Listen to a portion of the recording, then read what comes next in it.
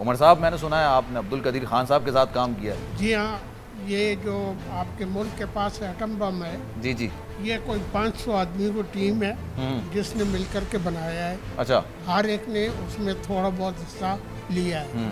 कुछ थोड़ा बहुत हिस्सा मैंने भी लिया है। जब रिटायरमेंट के बाद मैं घर में आया, बच्चे और बच्चियां जो है स्कूल और कॉलेजेस जाते हैं और मेरे साथ बात करके बैठने वाला कोई आदमी नहीं है। जनाब, बुज़ुर्गों की महफ़िल है माशाल्लाह, और ये खुश नसीबों को हासिल होती है। बुज़ुर्गों के साथ बैठ के आपको ऐसी तालीम मिलती है शायद आपको स्कूल, कॉलेजेस, यूनिवर्सिटीज़ में नहीं मिलेगी।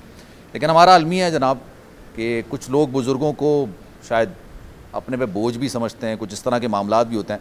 तो आज ईद इनके साथ मनाते हैं और इनकी कहानियाँ भी जानते हैं और पूछते हैं जनाब कि क्या हो रहा है, क्या नहीं हो रहा है, ज़िंदगी कैसे गुजार रहे हैं, खुश हैं और ज़िंदगी में क्या क्या उनकी अचीवमेंट्स हैं। अस्सलाम वालेकुम जनाब, कैसे हैं आप? वालेकुम अस्सलाम। क्या नाम है आपका?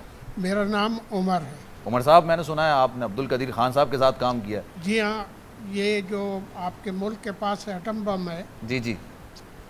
ये कोई 500 आदमी की टीम है जिसने मिलकर के बनाया है। अच्छा। हर एक ने उसमें थोड़ा बहुत हिस्सा लिया है।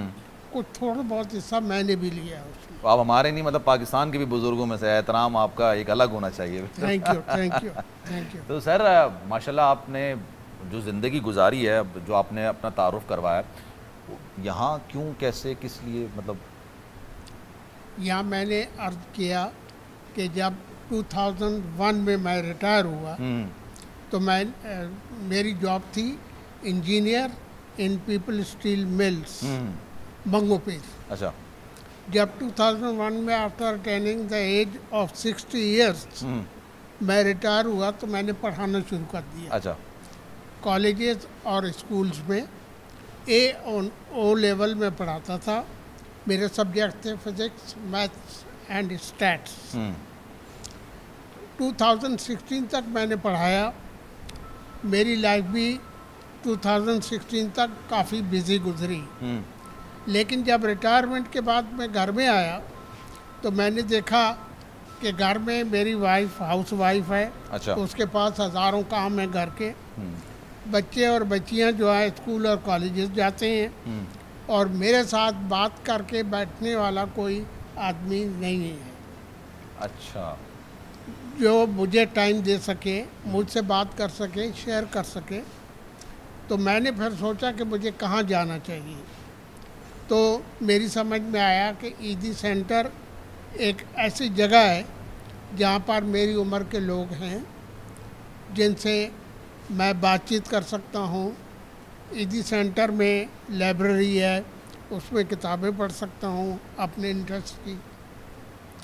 इसके बाद हमारे पास इंडोर गेम्स हैं जो कि हम लोग खेल सकते हैं।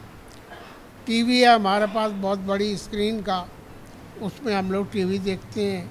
इस तरह से हम आपस में बातचीत करके अपने गम को भुला सकते हैं और बातचीत भी कर सकते हैं। तो इस तरह से मैंने ईदी सेंटर को चॉइस किया और मैं ख़ुद यहाँ आ गया। अब जहाँ तक मेरे घर का मसला है तो मैं 10-15 दिन में एक दफ़ा घर जाता हूँ। मेरा घर नॉर्थ नाज़िबाद ब्लॉक एल में है। अच्छा। और अगर मेरे लायक कोई मसला होता है जो मैं सॉल्व कर सकता हूँ तो उसको सॉल्व कर देता हूँ और फिर मैं वापस आ जाता हूँ। तो बच्चों ने मना नहीं किया कि आप? बच्चे मना करते हैं लेकिन मेरी बात जो है ना, वो मेरे पास बैठ नहीं सकते, मुझे ज़्यादा वक्त नहीं दे सकते। तो यहाँ पर जितने लोग भी हैं वो सब मेरे पास। बुजुर्गों के लिए सबसे बेहतरीन तो ये होता है ना कि वो अपने बच्चों के साथ, फिर उनके बच्चों के साथ टाइम गुजारें। हाँ। तो आपने उसको प्रेफर नहीं किया? वो स्टेज नहीं आई। अच्छा, वो स्टेज नहीं आई है। चलें, खुश हैं लेकिन यहाँ पे आप? मैं बहुत खुश हूँ। खुश हैं, माशाल्लाह। चलें, अच्छी बात है। सब्सक्राइब करें और बेल दबाएं ताकि कोई खबर रह न जाए।